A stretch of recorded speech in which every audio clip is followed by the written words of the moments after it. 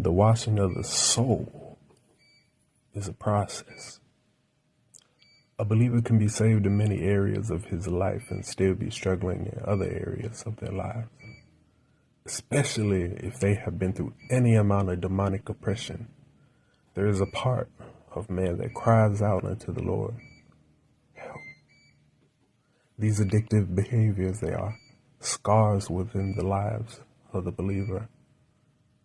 But we wear the cross in remembrance as Christians, though we may not be able to chisel away corruption from this earth.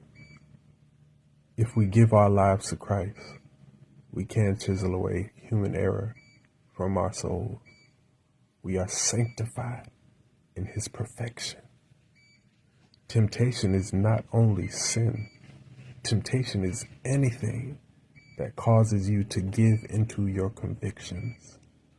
A man who steals will continue to steal until he comes to know the riches of his ways.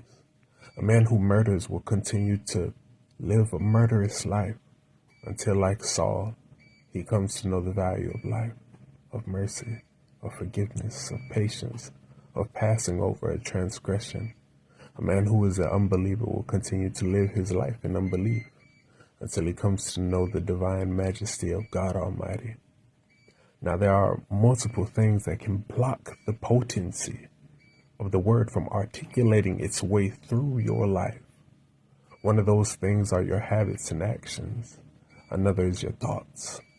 If your thoughts cannot hold the capacity God is trying to pour into your life, it will block the fullness of His complete manifestation. Setting yourself free means also freeing this capacity to withhold the life that God is pouring into you. One of the ways to free up this capacity is through discipline. Another way is through confession. Do not confuse conviction with defeat, however, for humility comes before honor. It is an honorable thing to come before the altar, submitting yourself before the perfection of Jesus Christ. The validity in the final sentence of your salvation is based upon the premise of faith. Your convictions do not condemn you, but rather they justify you. You have been delivered. This is what sets you free. The implication of mercy was not to excuse man of his wickedness.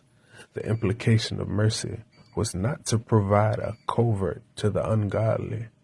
The sole implication of mercy was that those who know not what they do would come to the knowledge of the truth. For the greatest miracle that Christ ever did was provide us with mercy.